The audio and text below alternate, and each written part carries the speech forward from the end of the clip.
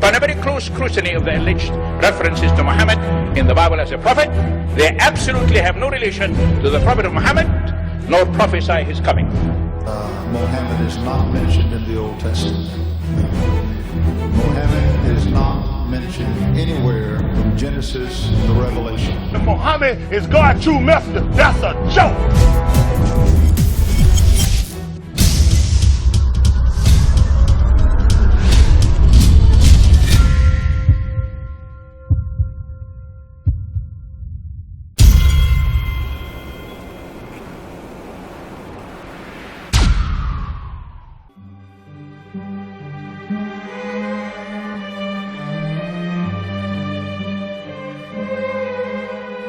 Lo, we inspire thee as we inspired Noah and the prophets after him, as we inspired Abraham and Ishmael and Isaac and Jacob and the tribes, and Jesus and Job and Jonah and Aaron and Solomon, and as we imparted unto David the Psalms.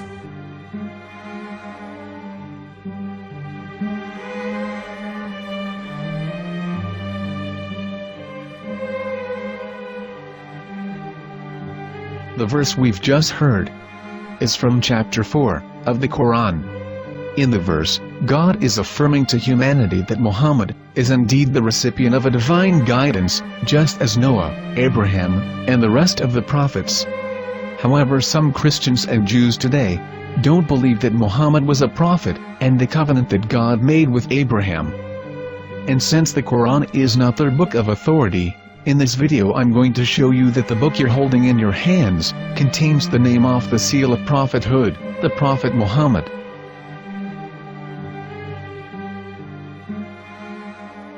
As known, the Old Testament was preserved in the Hebrew language. In the 5th chapter of the Shir HaShirim, which is one of the 5 Megillat or sacred scrolls that are part of the Hebrew Bible, or for short the Song of Solomon, as Christians know it today. That chapter is discussing someone. Jews will say it is discussing Solomon, while Christians will say it is discussing Jesus. Considering this is the Songs of Solomon, it would seem logical that it is discussing Solomon. The verses, describing this mystery man, have the narrator's speech conjugated in the feminine, meaning it is a woman who is describing this man. So it is possible that it is one of Solomon's wives discussing her husband Solomon. However, Christians assert that Jesus is being discussed, and that the chapter is describing a man who was not yet alive at that point. A prophecy.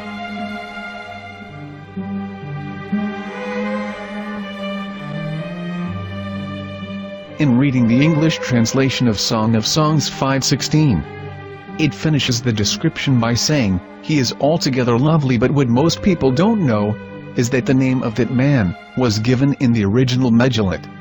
Here is verse 16, and how it is written in ancient Hebrew, before introducing the vowels, in the 8th century. From the Hebrew Bible, on scripturetext.com. Here is the word in question.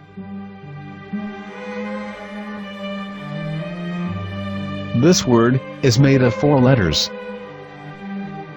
Mem, Het, Mem, Dalet. Now when reading the word as it is written in its original form, with no vowels, it can be read as Muhammad, which is the name of the Muslim prophet, or as Mamad with no A after the H. According to Ben Yehuda's Hebrew-English dictionary, it is correctly pronounced as Muhammad, not Mamad. So how we're going to know for sure if it's pronounced as Muhammad, the Muslim prophet, or as Mamad, a random Hebrew word? The only way is to give the verse to a rabbi and say to him, "Please read." Here is the Song of Songs 5:16, and how it is read by a rabbi from a Hebrew Jewish site. Please notice, the im in Hebrew is a plural of respect. Hiko mamtakim vechullo mahamadim ze dodi vezer'i benot Yerushalayim. Hiko mamtakim וכולו מחמד, מחמד, מחמד, מחמד, מחמד, מחמדים. זה דודי וזרעי בנות ירושלים.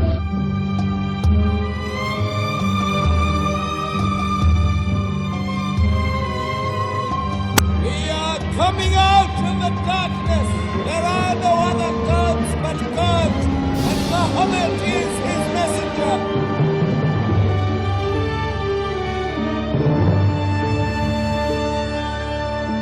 Let the world hear. חיקו ממתקים וכולו מחמדים, זה דודי וזרעי בנות ירושלים. חיקו ממתקים וכולו מחמד, מחמד, מחמד, מחמד, מחמד, מחמדים, זה דודי וזרעי בנות ירושלים.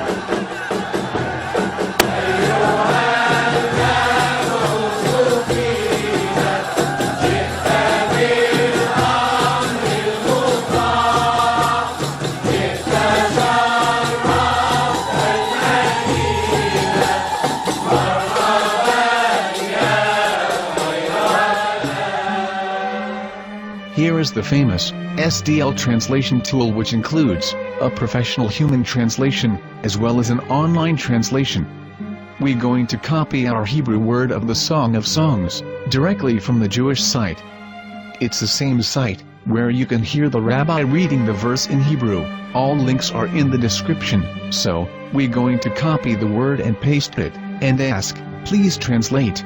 Are they going to translate the meaning of the name of that person? As the Bible translators did. Which is the praised and the lovely one, or are they going to keep the name as it is? Well, see it yourself. Here is the World Lingo Translator. The result is the same. It's Muhammad. You have no right. You have no right to translate names of people. Anybody. Your name should be retained. Mr. Black is Mr. Black, though he's white.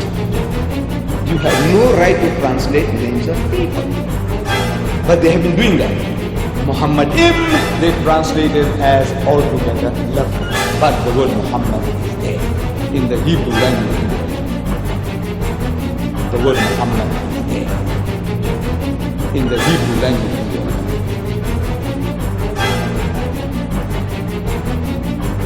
I will tell you a story from my own personal experience.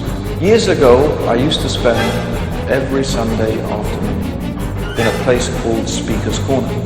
And in my years down there, I got to know a Jewish rabbi. He was a very nice man. He used to listen to me, and he was always very polite and talked about Islam in a very nice way. And one day, during one of our conversations after some years, I thought that it was about time I should invite him to Islam. So I said to him, you know, my friend, we have been talking now for many years, and even you have admitted to me that Muhammad is a prophet. So why then do you not embrace Islam? He said to me, we Jews, we never change our religion. I said, but half of the rabbis of Medina became Muslim. He said, that is true, but still, we Jews never change our religion. I thought, what can I say to him? He looked at me and said, listen to me, my friend. God sent to us a prophet Moses, and we didn't even listen to him. Do you think we're going to listen to another prophet after him? From another tribe? From another people? When he said that, I had nothing left to say. He knew that Muhammad was a prophet. In fact, another rabbi also came up to me and he said to me, we know Muhammad is a prophet, and he quoted to me a passage from the Bible